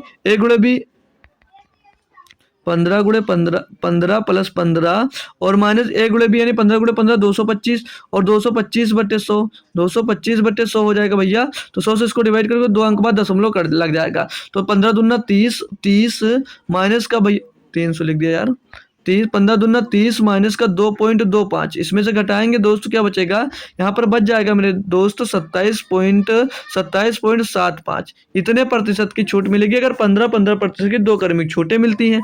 अब ऑप्शन नंबर बी पे आते हैं। बी की छूट देते भैया, एक 12% और एक 18% की छूट है भैया। तो एक बार फार्मूला यही अपना लगेगा, ठीक है, छूट वाली। तो एक 12% की छूट, दूसरी भैया 18% की छूट, और माइनस ए गुणे बी, यानी 12 गुणे 18, तो 12 8 96, 96 का 6 हो जाएगा, हासिल आ जाएगा भैया आपके पास 9, और 12 का नाम 12, 12 9 भैया 21 हो जाएगा, 216। 100 से डिवाइड करोगे, 2 अंक बाद सीधे दशमलव लगा दो, तो 12 और 18 30, 30 माइनस कितना हो जाएगा भैया 2.16, इनको घटाओगे दोस्त, यहाँ पर बचेगा आपके पास 27.84, यहाँ से 27.84% की छूट भैया मिल जाएगी दूसरे ऑप्शन से। ऑप्शन नंबर 3 है, ये वाली दिक्कत फंसती है बच्चों को करने में कि इसको कैसे करें सर, तो आज दिक्कत दूर हो जाएगी। 7 वस्तु खरीदे और 3 निःशुल्क पाए, इसमें हमें कैसे पता चलेगा कितने प्रतिशत की छूट मिली है। तो कभी भी ऐसा क्वेश्चन मिले, आपको ऐसा निकालना हो कि कितने प्रतिशत की छूट है, तो हमेशा जितना निःशुल्क मिल रहा हो, जितना सामान निःशुल्क मिल रहा हो आपको फ्री, जैसे फ्री सामान जो है, जो फ्री सामान मिले उसको ऊपर, और नीचे जितना सामान आप टोटल घर को ले जाओ, यहाँ से खरीदने पे मत जाना, जितना सामान आप लोग टोटल अपने घर ले जाओ। तो भैया फ्री यहाँ पर कितनी है, फ्री तो टोटल 3 है, 3 वस्तु फ्री मिलती, ऊपर लिख दिया। टोटल घर कितनी 7 खरीद लिए और 3 आपको फ्री दे दिया, टोटल कितनी वस्तु आ गए 30, 10 वस्तु आ गए, 10 वस्तु आ गए, और गुणे में हमेशा लगा दो 100 बस। यहाँ से निकल आएगा 10 धामा 100, 3 धामा 30, यानी कि यहाँ से भैया 30% की छूट मिलेगी। किसमें? तीसरे में। तो भैया ग्राहक को मैक्सिमम छूट कितने मिली, अधिकतम छूट किसमें मिली भैया? ऑप्शन नंबर 3 में, यानी कि सी वाले में 30% की छूट मिली, यानी कि वो हम लोग कौन सा लेंगे भैया? सी वाला ऑप्शन लेंगे, यानी कि option number B. Option number B इसका दोस्तों सही जवाब हो जाएगा। एक बेहतरीन क्वेश्चन था, इस टाइप का क्वेश्चन आपके जीडी में बन सकता है, तो आप लोगों को नहीं लग रहा तो एक बार फिर से देखकर प्रैक्टिस जरूर करके जाएं, इस टाइप का क्वेश्चन जरूर आपको मिलेगा। तो होप करूंगा सभी दोस्त को समझ में आया होगा। तो चलते हैं अब हम लोग दोस्तों नेक्स्ट क्वेश्चन पे। नेक्स्ट क्वेश्चन आपको दिया मेरे दोस्त, पढ़िएगा। तो नेक्स्ट क्वेश्चन आपको दिया 15 नंबर, बोले जरा कोई व्यक्ति अपने बेटे बेटी और पत्नी के नाम 1,05,750 की धनराशि साधारण ब्याज पर इस प्रकार निवेशित करता है कि उन्हें क्रमशः 3, 4, 5 वर्ष के बाद समान ब्याज प्राप्त होता है। यदि ब्याज की दर 5% वार्षिक है तो पत्नी के लिए निवेश की गई राशि ज्ञात करें। बहुत बेहतरीन क्वेश्चन है मेरे दोस्त, आपको करना है इसको सॉल्व। तो मैं बता रहा हूँ बहुत अच्छे से, सभी लोग ध्यानपूर्वक देख लीजिएगा, सभी लोग इसको कर लेंगे भाई, क्वेश्चन टफ नहीं है, तो ध्यानपूर्वक समझ लीजिएगा। अगर आप लोग सिर्फ इसी क्वेश्चन को देखने आए तब भी ध्यान से देखेगा। तो कोई व्यक्ति अपने बेटे बेटी और पत्नी, बेटे मतलब सन और बेटी मतलब डॉटर और वाइफ मतलब पत्नी मतलब वाइफ, इसको इंग्लिश में हमने डिनोट कर दिया। क्लियर दोस्त? इतनी बात में कोई दिक्कत तो नहीं आएगी, बता सकते हो भाई, कोई दिक्कत तो नहीं आएगी। अब इनकी भैया दिया था कि किस रेशियो में इनमें निवेश करता है, तो 3, 4 और 5 वर्ष के बाद इनको भैया ब्याज प्राप्त होता है। तो ब्याज जो दर थी भैया वो सभी की समान थी, ब्याज दर सभी की समान थी, यानी कि जो 3 वर्ष बाद मिला तो उसको कितना 5% ब्याज लग रहा था, तो 3 गुणे 5 यानी कि 15% उसको भी ब्याज मिला होगा। कितना? 15% ब्याज मिला होगा। और 4 वर्ष के लिए बेटी के पास जमा था तो उसको भी कितना 15% की दर से कितना ब्याज मिला होगा भैया? 20% का ब्याज मिला होगा। कितना ब्याज मिला होगा? 20%। और वाइफ भैया 5 साल के बाद मिली तो 5 वर्ष के बाद कितनी ब्याज? 25%। वाइफ को 25% ब्याज मिला होगा टोटल। अब इन सभी का दोस्त आप लोग रेशियो निकाल लो, तो रेशियो तो वही आ जाएगा 5 3 15, 5 चौक 20 और 5 25, तो 3 4 5 इनका दोस्त रेशियो मिल गया। 3 4 5 इनका भैया यहाँ से रेशियो मिल जाता है। तो अब आपको भैया सन डॉटर और वाइफ इनका रेशियो निकालना है। तो इनका रेशियो निकालने का तरीका बता रहा हूँ, इनका जो जिस अनुपात में ये पैसा बटा होगा वो अनुपात कैसे निकालें, तो वो अनुपात अब हम लोग निकालेंगे यहाँ से, तो ध्यानपूर्वक समझ लीजिएगा। तो जब भी आप लोग सन का निकालोगे तो ये सन को हटा दीजिए, आप लोग डॉटर को और वाइफ को आपस में गुणा कर दो। तो हम जब सन का निकाल रहे हैं भैया, सन का निकाल रहे हैं तो इनको हटाकर वाइफ और डॉटर का गुणा कर देंगे तो 4 पंचे 20, यानी 20 रेशियो इसको मिलेगा। और जब आप लोग डॉटर का निकालोगे तो ये हटा दोगे, आप लोग सन और वाइफ का गुणा कर दोगे। तो डॉटर का निकालने के लिए भैया सन और वाइफ का आप लोग गुणा करोगे तो 3 और 5 15, 3 बचे 15। अब आपको निकालना वाइफ का, तो वाइफ का हटाकर भैया आप लोग डॉटर और सन का गुणा कर दो, तो 3 चौक 12 हो जाएगा, 3 चौक 12 आ जाएगा, 3 चौक 12 आ जाएगा। तो ये इस रेशियो में इनको दोस्त पैसा बटा होगा, इनके जो कोई व्यक्ति है वो इस रेशियो में अपना पैसा दोस्त विभाजित किया होगा, यानी कि 20 रेशियो बच्चे को मतलब बेटे को और 15 बेटी को और 12 वाइफ को, तो 20 15 35 और 12 47, यानी कि टोटल जो 47 बटा और 47 बराबर दिया कितना यहाँ पर दिया भैया 1,05,750 रुपए, ये इतना टोटल था। तो एक की वैल्यू निकालोगे आप लोग यहाँ से, तो 47 दूना 94, 47 दूना 94 हो जाएगा भैया, 11 बचेगा 117 और 11 बचेगा ना, 94 11 बचेगा, बिल्कुल सही बताया 117। तो 47 दूना 94 ही होगा, और इधर बचा 6 उधर 7 23 हो जाएगा भैया 235। तो 47 पंचे 235 भैया, 0 का 0, 1 बराबर 200 2000 मतलब 2250 मिल गया, 1 बराबर। क्वेश्चन में पूछा था तो पत्नी के लिए निवेश की गई राशि ज्ञात कीजिए। भैया पत्नी के लिए निवेश की गई राशि का रेशियो कितना? 12, तो 12 का मान पूछा जा रहा भैया, तो 2250 में 12 का आप लोग गुणा कर दीजिए, तो 12 शून्य 12 पंचे 60 का 0, हंसी लाया भैया 6, 12 दूना 24 और 6 30, 30 का 0, हंसी लाया 3, 12 दूना 24 24 24 और 3 27। तो पत्नी के खाता में कितना पैसा जमा किया भैया? 27,000। ऑप्शन नंबर ए इसका दोस्तों सही जवाब होगा। ये वाइफ का निकल कर आया, ये वाइफ का, ठीक है, वाइफ का ही पूछा था दोस्त। अभी यहाँ से आपसे डॉटर का, सन का, किसी का भी पूछे तो आप लोग क्लियरली निकाल सकते हैं। तो क्वेश्चन समझ में आया दोस्त? कैसा लगा क्वेश्चन कमेंट में जरूर बताइएगा। तो नेक्स्ट क्वेश्चन की ओर हम लोग मूव करते हैं भैया। नेक्स्ट क्वेश्चन आपको दिया गया भाई, नेक्स्ट क्वेश्चन पढ़ो यार आप लोग, हम भी पढ़ते हैं भाई साथ साथ, क्योंकि टाइम ज़्यादा हो रहा है। क्वेश्चन पूरे 20 ही हम लोग सॉल्व करने वाले हैं। तो क्वेश्चन नंबर 16 दिया है कि एक परीक्षा में मोहित ने पूर्णांक में से 30% अंक प्राप्त किए। ये भाई लप्पू सा क्वेश्चन, इसमें कुछ नहीं है, ये तो समझ लीजिए ये आपके पापा के जमाने का क्वेश्चन मिल गया, ठीक है भाई। दिया एक परीक्षा में मोहित ने, लेकिन इस टाइप का बनता है इसलिए मैंने लिया भाई, ठीक है भाई। तो क्वेश्चन दिया आपको कि एक परीक्षा में मोहित ने पूर्णांक में से 30% अंक प्राप्त किए, लेकिन 25 अंकों से अनुत्तीर्ण हो गया। एक अन्य छात्र जिसने 38% अंक प्राप्त किए, उसे उत्तीर्ण होने के लिए आवश्यक अंकों से 15 अंक अधिक मिले। उत्तीर्ण होने के लिए आवश्यक अंक प्रतिशत ज्ञात कीजिए। अब देखो अब से अंक भी पूछ सकता था, लेकिन यहाँ पर उत्तीर्ण अंक प्रतिशत पूछा तो उसको भी आप लोग निकाल सकते हो। क्लियर दोस्त? कैसे निकालोगे ध्यान पूर्वक देख लीजिएगा। वो 30% पाता है, वो 30% पाता है, लेकिन 25 अंकों से अनुत्तीर्ण, प्रतिशत लगा देते हैं, तो 30% अंक पाता है लेकिन 25 अंक से अनुत्तीर्ण हो जाता है। और एक जो दूसरा छात्र है वो 38% अंक पाता है, ये प्लस कर दो, इतना 25 और मिल जाता तो पास हो जाता। एक छात्र जो है 38% अंक प्राप्त करता है, लेकिन 15 अंक उसको पासिंग मार्क से अधिक मिल जाते हैं। तो यहाँ से निकालना है कि पासिंग मार्क कितने थे, आवश्यक अंक कितने थे। तो ये भैया 30% का इस साइड भेजेंगे तो कितना बचेगा, 38 से 30 घट जाएगा तो 8% बच जाएगा। और ये भैया इधर माइनस का 15 था, इस साइड में लाएंगे तो प्लस का 15 हो जाएगा। तो बराबर में 25 और 15 कितना हो जाएगा, 40 हो जाएगा।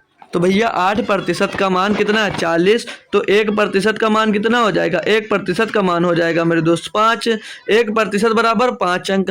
तो उसको आवश्यक बोला है कि आवश्यक अंक प्रतिशत ज्ञात कीजिए। तो आवश्यक अंक प्रतिशत इतने होने चाहिए, 30% से 25 अंक कम रह गया था, तो 25 अंक और मिल जाता, यानी कि वो कितना हो जाता भैया, 30% हम जोड़ देंगे तो पास हो जाता, पासिंग मार्क। तो भैया 1% बराबर 5 अंक है, तो ये भैया 25 अंक हैं, जो 25 अंक कितने प्रतिशत के बराबर होंगे, 25 अंक भैया 5% के बराबर नहीं हो जाएंगे। 5% बराबर 25 अंक नहीं हो जाएगा, यानी 1 का गुणा, यहाँ पर 5 का गुणा हुआ, यहाँ पर 5 का गुणा हुआ, तो यहाँ पर भी 5 का गुणा कर दिया भैया। तो 5% बराबर 5 अंक, तो यहाँ पर इसको पुट कर देंगे भैया। यहाँ पर 30% था, लेकिन वो भैया समझ लो 5% से फेल हो गया, तो 5% और जोड़ देंगे तो यहाँ पर उसकी पासिंग मार्क कितने हो जाएगा, पीएम कितना हो जाएगा, 35%। ऑप्शन नंबर भैया बी सही जवाब हो जाएगा। क्वेश्चन भले ही पुराना था, लेकिन कुछ थोड़ा सा नया था। वहां पर सिर्फ और सिर्फ आपसे अंक पूछा जाता है, लेकिन यहाँ पर आपसे क्या पूछ लिया गया था, यहाँ पर पासिंग मार्क का प्रतिशत पूछ लिया गया था। ठीक है ना माय डियर, क्लियर होगा। तो नेक्स्ट क्वेश्चन की ओर बढ़ते हैं। 17 नंबर दिया गया भाई क्वेश्चन। देखिए क्लास छोड़कर मत भागना दोस्त, ठीक है भाई, क्लास को लास्ट तक रुक कर देखा करो भाई, ठीक है भाई, क्लास छोड़कर भाग जाते तो अच्छा नहीं लगता है। तो नेक्स्ट क्वेश्चन आपको दिया गया है माय डियर। तो दोस्तों क्वेश्चन है 17 नंबर कि ए की दक्षता बी से 3 गुनी है। ए की दक्षता बी से 3 गुनी है, दक्षता मतलब एफिशिएंसी, ठीक है। ए की जो दक्षता है बी से 3 गुनी है, बी की जो दक्षता है वो सी से 2 गुनी है। यदि बी अकेले एक कार्य को 15 दिनों में पूरा कर सकता है, तो ए और सी मिलकर इस कार्य को कितने दिनों में पूरा करेंगे। हालांकि सभी बच्चों को करने में ये सक्षम है क्वेश्चन, लेकिन रेशियो बनाने में दिक्कत होगी। हालांकि 2 चक्कर बनाना पड़ेगा, लेकिन आप लोग एक ही बार में कैसे रेशियो इनका बना सकते हैं, ए बी सी का रेशियो कैसे बना सकते हैं। दूसरी लाइन पढ़ो, मतलब दोस्तों थोड़ा आगे से पढ़ेंगे। क्वेश्चन में बी की जो दक्षता है वो सी की 2 गुनी है, यानी कि जो बी की दक्षता है वो सी की 2 गुनी है। सी कितनी है 1, तो बी कितना हो जाएगा 2 गुनी, यानी कि इसकी दक्षता 2 गुनी आ गई। आगे अब पहली लाइन पढ़ो, और आगे देते जो ए की दक्षता वो बी से 3 गुनी है। अब बी से 3 गुनी, यानी बी 2 तो ए कितना भैया 6 गुनी हो जाएगी, 6 हो जाएगी ना। इसकी 3 गुनी है, 2 की 3 गुनी कितनी होगी 6 भैया। तो इनका एफिशिएंसी मिल गया भैया यहाँ से। तो ये जो निकली है ये एफिशिएंसी मिली है, ये एफिशिएंसी भैया मिली है। क्या मिली है, ये एफिशिएंसी मिल गई सभी के ना। अब पढ़ सकते हो, देख सकते हो। ए की जो दक्षता है बी से 3 गुनी है, तो यहाँ पर आपने देखा कि जो ए की दक्षता जो बी से 3 गुनी है कि नहीं है, बी 2 है, ए कितना 6 हो गया। और आगे था कि बी की दक्षता सी से 2 गुनी है। अब सी से 2 गुनी है या नहीं है बी की दक्षता, है भाई, है। क्लियर बात, यहाँ से एफिशिएंसी पता चल गई। तो अब आप लोग टोटल वर्क नहीं निकाल सकते, क्यों, क्योंकि दिया है कि यदि बी अकेले एक कार्य को 15 दिनों में पूरा कर सकता है। तो टोटल वर्क कैसे निकालोगे, टोटल TW लिख देता हूँ, टोटल वर्क हो जाएगा। तो TW निकालोगे भैया बी का, बी की एफिशिएंसी कितनी, एक दिन में 2 काम करता है, तो 15 दिन में कितना काम किया होगा भैया, 30 काम किया होगा। तो टोटल वर्क कितना भैया 30, टोटल वर्क कितना है 30। तो पूछ रहा है कि तो ए और सी मिलकर इस कार्य को कितने दिनों में पूरा करेंगे। तो ए और सी मिल जाते हैं, तो ए 6 काम करता है और सी एक दिन में 1 काम करता है, और ये दो जब मिल जाएंगे तो 7 काम करेंगे, यानी कि 30 काम है और 7 करेंगे, एक दिन में 7 काम करेंगे तो कितने दिन में होगा। तो 7 चौक 28 बचेगा 2, तो 4 सही 2/7 दिन, 4 सही 2/7 दिन। ऑप्शन नंबर भैया ए यहाँ पर सही जवाब होगा। तो बेहतरीन क्वेश्चन था, क्वेश्चन कैसा लगा कमेंट में जरूर बताइएगा दोस्त आप लोग। तो एक आसान क्वेश्चन था, ये भी बहुत अच्छे से कर लिए होंगे भैया। तो ये सेकंड लास्ट क्वेश्चन आ रहा है भैया, इसको आप लोग करेंगे। सेकंड थर्ड क्वेश्चन है, लास्ट थर्ड क्वेश्चन है भाई, ठीक है। तो बहुत अच्छा क्वेश्चन है, हालांकि टफ नहीं है, तो इसको बेहतरीन तरीके से लेकिन आपको करना पड़ेगा भाई, ठीक है, क्योंकि बहुत अच्छा क्वेश्चन है ये। आप लोग पहले ही समझ लो, ये सॉल्व करने से पहले आप लोग स्टार बना सकते हो, इस टाइप का क्वेश्चन आपको दोस्त मिलेगा।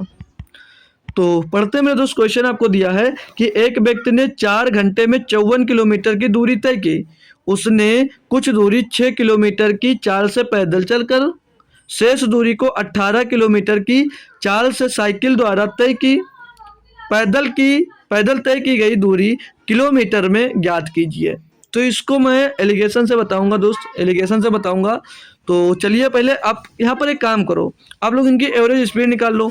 एवरेज स्पीड कैसे निकाली जाती है, जो एवरेज स्पीड निकाली जाती है दोस्त, एवरेज स्पीड निकाला जाता है, पता है भाई एवरेज स्पीड कैसे निकाला जाता है, टोटल दूरी बटे total time, total distance 54 kilometre है, टोटल टाइम कितना 4 घंटा, इससे 4 से डिवाइड करेंगे, 4 करने में 4 बचेगा 1, 14, 4 3 12 बचेगा 2, पॉइंट लगाएंगे 20, 4 पंचे 20। तो टोटल जो इनका एवरेज निकल कर आएगा भैया, किसका एवरेज स्पीड, ये यस लिखना भूल गए तो समझ जाना भाई, ये एवरेज स्पीड है, ठीक है, स्पीड, ये स्पीड निकल कर आई एवरेज, ये एवरेज स्पीड निकल कर गई इतनी। अब एलिगेशन लगा दो, अब एलिगेशन लगाएंगे, तो एलिगेशन लगाएंगे भैया, बोला 6 किलोमीटर प्रति घंटे की चाल से पैदल चला, तो इधर 6 किलोमीटर आ गया और अच्छे आ गया, 18 किलोमीटर प्रति घंटे की चाल से साइकिल द्वारा, तो 18 किलोमीटर इधर लिखा दो। टोटल इनकी स्पीड, एवरेज स्पीड कितनी थी भैया 13.5 थी, 13.5 थी, ये किलोमीटर प्रति घंटे में ही आई है, ठीक है, ये भी किलोमीटर प्रति घंटे में ही आई, समझ, ये मत भटकना थोड़ा सा यार कि वो बाकी चेंज क्यों नहीं किया है, ठीक है, ये भी किलोमीटर प्रति घंटे में ही आई है। एवरेज स्पीड इनकी मिल गई, तो इनकी निकालेंगे भैया इनका रेशियो, तो 18 से भैया 13.5 जाएगा तो 4.5 बचेगा, और 13.5 से 6 निकलेगा भैया तो कितना बचेगा 7.5 बचेगा। तो इसको सॉल्व करोगे आप लोग भैया, तो 15 3 45 और 15 बचे 75, ये 3:5 आ गया, 3:5 आ गया, ठीक है भाई। कोई समस्या हो तो बोलो यार। अब जो आपका 3:5 मिला, ये क्या मिला, ये टाइम का रेशियो मिला है, ये जो आया भैया ये टाइम का रेशियो आया है, ये टाइम का रेशियो मिला है। लेकिन क्वेश्चन में जब जाते हो तो वो 4 घंटे में टोटल दूरी तय करता है, लेकिन यहाँ पर देखोगे 3 और 5 8 बराबर कितना दिया था, कितना घंटा दिया है, 8 टाइम लग रहा है, और 8 बराबर यहाँ पर 4 घंटे दिया है, 8 बराबर 4 घंटे दिया है, यही तो दिया है। तो 1 बराबर क्या हो जाएगा, 1 बराबर कितने घंटे हो, 1/2 घंटे नहीं हो जाएगा, 1 बराबर 1/2 घंटे हो जाएगा, नहीं हो जाएगा यार, बोलो तो जी सर हो जाएगा। तो इनका सबका अब यहाँ से जब टाइम लगाओगे, जब इनका टाइम निकालोगे भैया, तो जो ये 6 किलोमीटर की दूरी तय करने में कितना टाइम लगेगा इसको भैया, 6 किलोमीटर की दूरी तय करने में इसको 3/2 समय लगेगा। क्यों, एक क्या होता है, दूरी बराबर क्या होता है, चाल गुणे समय, दूरी बराबर क्या होता है, चाल गुणे समय, ऐसे कर सकते हो भाई। यानी कि इसको यहाँ से देखो 6 किलोमीटर की दूरी तय करने में कितना समय लगेगा भैया, 3/2 समय, यानी कि समय में इतना समय लग रहा भैया ये, लेकिन यहाँ पर ये जो 3 है, आपने 3 बराबर कितना हो जाएगा 3/2, यहाँ से अलग दूसरी जगह लिख लेंगे, तो ये 3 बराबर कितना हो जाएगा 3/2, और यहाँ पर 5 बराबर क्या हो जाएगा, ये 5/2, ये इतना घंटा आग लगेगा, इतना घंटा लगेगा, इतना घंटा लगेगा। यानी 18 किलोमीटर की दूरी तय करने में, इसको दूसरे कलर से डिनोट करता हूँ आपको, इतनी दूरी तय करने में इतना समय लगेगा, और इतनी जब आप लोग 6 किलोमीटर की दूरी तय करते हो तो आपको इतना समय लगता है। आपसे पूछा क्या है कि पैदल तय की गई दूरी, तो डिस्टेंस निकालना दूरी, तो दूरी के बराबर क्या होता है, दूरी बराबर क्या होता है, चाल गुणे समय, चाल कितनी थी 6 किलोमीटर प्रति घंटा पैदल की, इधर पैदल वाले लिखे थे, तो पैदल की चाल हो गई, चाल गुणे समय, समय कितना लग रहा था भैया 3/2 घंटे, 3/2 घंटे गुणा कर दो, 2 3 6 हो जाएगा, 3 त्रिका 9 घंटे। कितना समय लगा भैया 9 घंटों का, 9 घंटों का लगा ऑप्शन नंबर सी। तो कैसा लगा क्वेश्चन, बेहतरीन सा क्वेश्चन था। तो समझ में आया दोस्तों, कमेंट में जरूर बताइएगा कि क्वेश्चन कैसा लगा। आप लोग इस पर स्टार बना सकते हैं, एक मोस्ट इंपॉर्टेंट क्वेश्चन दोस्त आपके लिए हो सकता है। ठीक है भाई, तो चलिए मिलते हैं आपको नेक्स्ट क्वेश्चन में। ये आ गया आपका नया क्वेश्चन दोस्त 19 नंबर। ये दिया गया भैया, ये सिंपल सा क्वेश्चन होता है, ये तो बहुत आसान है कि 6 सेंटीमीटर त्रिज्या और 8 सेंटीमीटर ऊंचाई वाले एक बेलन का कुल पृष्ठीय क्षेत्रफल क्या होगा। तो भैया देखो, इसको आसानी से कर सकते हैं, हालांकि टफ नहीं हो। तो मान लीजिए एक बेलन है, मान लीजिए एक बेलन है, डायग्राम बना देता हूँ तो थोड़ा अच्छा से आप लोग समझ सकते हो। एक ये बेलन हो गया, ये जो बेलन है भैया, इसकी जो हाइट दे रखी है, ये जो इसकी हाइट दे रखी है, ये हाइट, हाइट को डिनोट करते हैं ऐसे, हाइट दी गई है 8 सेंटीमीटर, हाइट दी गई इनकी 8 सेंटीमीटर। और जो इनका डाया है, मतलब त्रिज्या, डाया नहीं त्रिज्या, डायामीटर होता है पूरा, ये पूरा होता है, और त्रिज्या दी गई यानी कि हाफ, त्रिज्या दी गई इसके आधी होती त्रिज्या, डायामीटर की आधी त्रिज्या होती है। तो त्रिज्या ये होगी, त्रिज्या आर बराबर कितना दिया है, आर दिया गया भैया 6 सेंटीमीटर, आर दिया गया है 6 सेंटीमीटर। क्लियर ना मेरे दोस्त? जी सर क्लियर है। तो इसको अब सॉल्व करेंगे, फार्मूला निकालना क्या है, निकालना कुल पृष्ठीय क्षेत्रफल यानी कि टोटल सरफेस एरिया। क्या निकालना है, टोटल सरफेस एरिया। 50 बार फार्मूला पढ़े हो यार, ठीक है, याद है या भूल गए? टोटल सरफेस एरिया का फार्मूला क्या होता है माय डियर, तो होता है 2 पाई आर और ब्रैकेट के अंदर क्या हो जाता है H+R। बस यही फार्मूला होता है टोटल सरफेस एरिया का, सबसे आसान फार्मूला है, इसको रट लो, इस पर क्वेश्चन आता है। तो देखो अब यहाँ पर पाई मिल गया, और यहाँ पर 8 और 6 को जोड़ोगे 14, यानी बटे में जो 7 आएगा 7 से कट जाएगा, यानी कि अब आप लोग दोस्त 11 का मल्टीपल भी ढूंढ सकते थे। तो 11 का मल्टीपल ढूंढेंगे तो 5 5 10 में से 7 जाएगा, 3 बचेगा, ये हो नहीं सकता। 8 और 5 13, 13 में 2 जाएगा, 11 बचेगा भैया, यहाँ पर 11 बचेगा, तो ये आंसर हो सकता है, ये आंसर हो सकता है option number B, option number B answer हो सकता है। इसको चेक करेंगे तो 8 6 14, 14 में 5 क्या बचेगा 9 भैया, ये नहीं हो सकता। 6 3 2 5 और 6 5 11, 11 में से 5 जाएगा 6 बचेगा, ये नहीं हो सकता। ऑप्शन नंबर बी ही आपका जो सही होगा।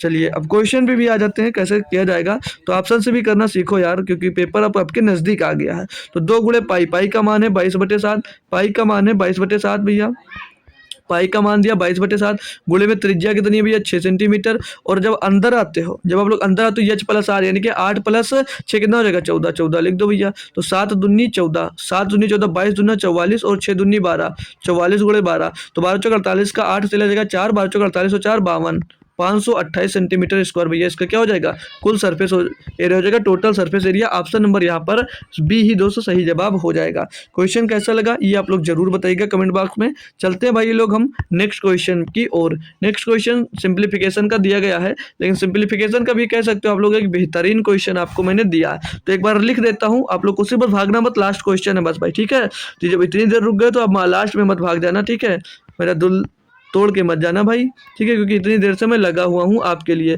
तो 5/8 ऑफ क्वेश्चन लिख रहा हूँ भाई, आप लोग सॉल्व करने की कोशिश करते रहिए। 5/8 आप 184 गुणे में 15/3, सॉरी 15/5 प्लस का के और बराबर में 513 डिवाइडेड बाई 9 और प्लस का 435, ये क्वेश्चन दोस्त दिया गया है, ठीक है भैया। तो अब इसको करना है सॉल्व, तो सॉल्व करना है इसको। तो पहले इस वाला स्टेप सॉल्व कर लेते पूरा। तो 9 से इसको भाग दे दीजिए, तो 9 × 5 = 45 और बचेगा 6 हो जाएगा 63, 9 × 7 = 63, 57 + 435, इसको टोटल करो, 7 × 5 = 12 का 2 से ला जाएगा 1 और 5 3 8 और 1 9 और 4 492 इधर मिल जाएगा। इधर आते सॉल्व करें तो पहले क्या सॉल्व होता है ऑफ, तो 5/8 ऑफ 184, इसको काट देंगे 8 से, तो 8 दूनी 16, 8 3 24, तो 23 पंचे 115 मिल जाएगा भैया। 5 गुणे 23, 23 पंचे 115, गुणे में भैया 15 और डिवाइड बाई 5 और प्लस का के दिया है। के का ही मान ज्ञात करना, क्वेश्चन पढ़ सकते हो भैया, मैं सॉल्व करना स्टार्ट कर दिया हूँ। तो इसको सॉल्व करोगे भैया 5 से 3 बार जाएगा, 5 नहीं 15, 115 गुणे 3 यानी कि कितना हो जाएगा 345, 345 प्लस के हो जाएगा भैया, बराबर में आपको 492 दे रखा है। तो के बराबर क्या होगा, के बराबर क्या होगा 492 और माइनस का 345 हो जाएगा। घटा दो बस, लप्पू सा क्वेश्चन था दोस्त और बढ़िया सा क्वेश्चन था लेकिन। तो 12 में 5 गया 7 बचेगा भैया, और यहाँ पर बचा 8, 8 में 4 गया भैया तो 4 बचा, और यहाँ पर बचा कितना यहाँ पर बचा 4, 4 में 3 गया तो 1, 147 बचा, 147 हो जाएगा आपके के का मान। ऑप्शन नंबर डी यहाँ पर दोस्तों एकदम से सही वाला जवाब दोस्तों हो जाता है। ठीक है भाई, तो क्वेश्चन हुए आपके खत्म दोस्त। इतनी देर रुकने के लिए आपका बहुत बहुत धन्यवाद दोस्त। अगर आपका मन होगा, आपका मुझसे लगाव होगा दोस्त, तो इस क्वेश्चन का जवाब जरूर दोस्त कमेंट बॉक्स में मुझको जरूर देना भाई। ठीक है, कि क्या होगा इसका आंसर दोस्त कमेंट बॉक्स में आंसर देना। तो नेक्स्ट क्लास में इसका भी आंसर मैं दूंगा अगले सैटरडे को दोस्तों, तो जरूर बताना दोस्त इस क्वेश्चन का आंसर। ठीक है, तो क्लास कैसी लगी माय डियर स्टूडेंट्स, दोस्त भाई एवं बहनों, जरूर बताइएगा कि क्लास कैसे लगी पूरी की पूरी। दोस्तों मिलते हैं आपको फिर नेक्स्ट क्वेश्चन में। और ये जो पीपीटी है क्वेश्चन की, मैं आज बिना कहे आपके दोस्त आपको डाल दूंगा टेलीग्राम चैनल पे। ये मेरा टेलीग्राम चैनल है, कमेंट बॉक्स में बल्कि पिन भी है, तो वहां से आप लोग चले जाइएगा। तो इस पीपीटी को जब मिल जाएगी तो आप लोग एक बार खुद से जरूर सॉल्व करना, और अगर सॉल्व करने में कोई दिक्कत आएगी तो वीडियो देख लेना, जहां से जिस क्वेश्चन में दिक्कत आएगी क्वेश्चन का रिवीजन जरूर कर लेना। ठीक है, क्योंकि मोस्ट इंपॉर्टेंट क्वेश्चन दोस्त ये सारे के सारे थे दोस्त। तो मिलेंगे आपको फिर किसी नेक्स्ट वीडियो में। कल पढ़ेंगे, कल हम लोग दोस्त पार्टनरशिप पढ़ने वाले हैं। क्या पार्टनरशिप पढ़ने वाले दोस्तों, तो पार्टनरशिप में की क्लास होगी दोस्त लगभग 1 घंटे 10 मिनट की, तो उसमें सभी लोग अपना टाइम निकाल कर आइएगा। और आज सभी को दोस्त रुकने के लिए दिल से दोस्त थैंक यू सो मच दोस्त। तो मिलते हैं कल क्लास में, तब तक दोस्त थैंक यू सो मच। जय हिंद दोस्तों।